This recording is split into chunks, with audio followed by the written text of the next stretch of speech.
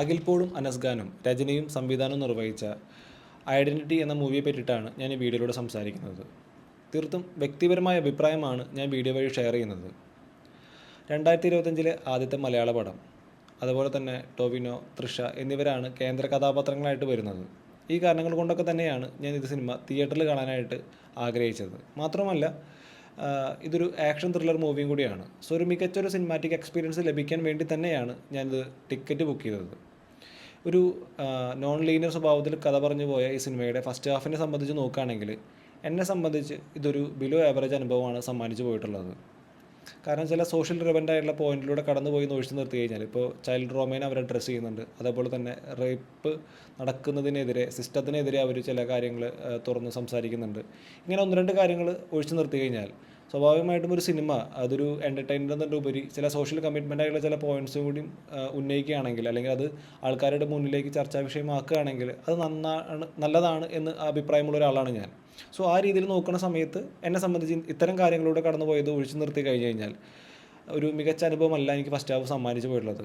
കാരണം ഒരു ഡീറ്റെയിൽ ചെയ്തിട്ടുള്ള വളരെ എന്താ പറയുക, നല്ലൊരു സ്ക്രിപ്റ്റ് ഉണ്ടായിരുന്നിട്ട് കൂടിയും അത് പരമാവധി യൂസ് ചെയ്യാതെ കൺഫ്യൂസ് ചെയ്യുന്ന രീതിയിൽ പല രംഗങ്ങളും നമ്മൾ കടത്തി വിട്ടിട്ട് ലാസ്റ്റ് നമ്മൾ ഉദ്ദേശിക്കുന്ന സ്ഥലത്ത് ഇത് വന്ന് വീഴുകയാണ്, അല്ലെങ്കിൽ നമ്മൾ പ്രെഡിക്റ്റ് ചെയ്യുന്ന സ്ഥലത്ത് വന്നിട്ടാണ് ഈ കഥ അവസാനിക്കുന്നത്. സോ അല്ലെങ്കിൽ ഈ ഫസ്റ്റ് ഹാഫ് വന്ന് അവസാനിക്കുന്നത്. സോ നമുക്ക് അറിയാം ഇതിങ്ങനെയൊക്കെയാണ് വരാൻ പോകുന്നതെന്ന് അറിയുന്ന സമയത്ത് നമ്മൾ എക്സൈറ്റ് ചെയ്യുന്നില്ല ഒരു എലമെൻറ്റ്സ് പോലും. മാത്രമല്ല ഈ സിനിമയിലെ ഏതെങ്കിലും ഒരു ഡിപ്പാർട്ട്മെൻറ്റ്, അതിപ്പോൾ ഒരു ആക്ഷൻ കൊറിയോഗ്രഫിയുടെ ആണെങ്കിലും, അല്ലെങ്കിൽ ഡയറക്ടറുടെ സൈഡിൽ നിന്നാണെങ്കിലും, അല്ലെങ്കിൽ സിനിമോട്ടോഗ്രാഫറുടെ സൈഡിൽ നിന്നാണെങ്കിലും, ഏതെങ്കിലും ഒരു ഡിപ്പാർട്ട്മെൻറ്റ് ഇത്തിരി കൂടി ഭംഗിയായിട്ട് ചെയ്തിരുന്നെങ്കിൽ അത് നമുക്ക് എടുത്ത് പറയാൻ തോന്നിയേനെ. പക്ഷെ അങ്ങനെ ഒരു ഡിപ്പാർട്ട്മെൻറ്റും വളരെ കാര്യമായിട്ടുള്ള കോൺട്രിബ്യൂഷൻ കൊടുക്കാതെയാണ് ഫസ്റ്റ് ഹാഫ് കടന്നു പോയിട്ടുള്ളത്.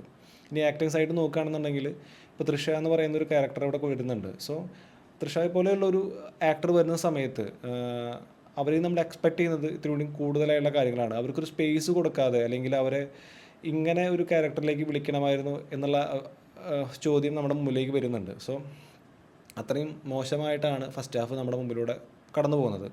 ഇതിൻ്റെയൊക്കെ ഒരു അധിഭാരം വന്ന് വീഴാൻ പോകുന്നത് സെക്കൻഡ് ഹാഫിലാണ്. അത് നമ്മൾ കൂടുതൽ അവിടെ നിന്ന് എക്സ്പെക്റ്റ് ചെയ്യുന്നുണ്ട്. ഇനി സെക്കൻഡ് ഹാഫിലാണ് നമുക്ക് എന്തെങ്കിലും കാണാൻ സാധിക്കുന്നത് എന്നൊരു ഇരിക്കുന്ന സമയത്ത് വലിയ പരിക്കുകളില്ലാതെ കുറേ രംഗങ്ങൾ നമ്മുടെ മുമ്പിലേക്ക് വരുന്നുണ്ട്.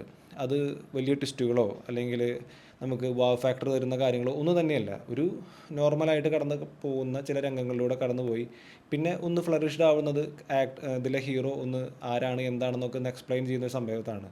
ജസ്റ്റ് മിസ്സിനാണ് ജയറാമേട്ടൻ്റെ മറ്റേ ഒരു പപ്പാന്നടിക്കുന്ന ഒരു സാധനം ഉണ്ടല്ലോ, ആ സാധനം ജസ്റ്റ് മിസ്സിനാണ് ടോവിനോ കടന്നു പോയിട്ടുള്ളത്.